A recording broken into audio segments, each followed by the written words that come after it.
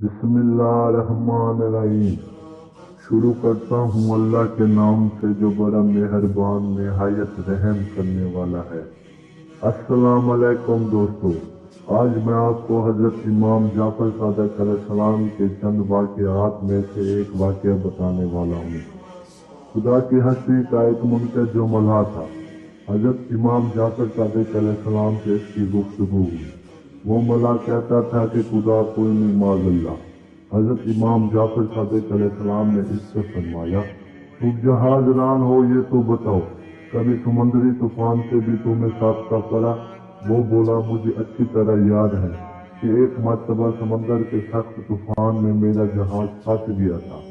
हजरत इमाम जाफर सादिक अलैहिस्सलाम ने फरमाया, फिर क्या हुआ?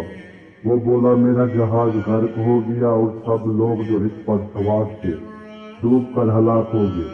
आपने पूछा, और तुम कैसे बच गए?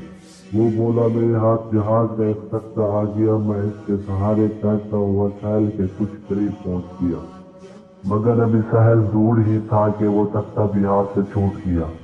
फिर मैंने खुद ही कोशिश शुरू कर दी और हाथ पैर मार कर किसी न किसी तरह किनारे आ लगा। हजरत इमाम जाफर सादिक अलैहिस्सलाम फरमाने लगे, जवाब सुनो, जब तुम अपने जहाज पर सवार थे तो तुम्हें अपने जहाज पर इत्मीनान और भरोसा था कि ये जहाज पार लगा देगा, और जब वो डूब गया तो फिर तुम्हारा इत्मीनान और भरोसा इस तख्ते पर आ गया जो इत्फाकन तुम्हारे हाथ लग गया था। मगर जब वो भी तुम्हारे हाथ से छूट गया तो अब सोच कर बताओ कि अब इस बेसहारा वक्त और बेचारगी के आलम में भी क्या तुम्हें ये उम्मीद थी कि अब भी कोई बचाना चाहे तो मैं बच सकता हूँ? वो बोला, हाँ, ये उम्मीद तो थी। हजरत ने फरमाया, मगर वो उम्मीद थी किससे कि कौन बचा सकता है? अब वो दाहिया खामोश हो गया और आपने फरमाया, ये खूब देख लो, इस बेचारगी के आलम में तुम्हें जिस जात पर उम्मीद थी वही खुदा है और उसी ने ही तुम्हें बचा लिया था। मल्हा ये सुनकर होश में आ गया और इस्लाम में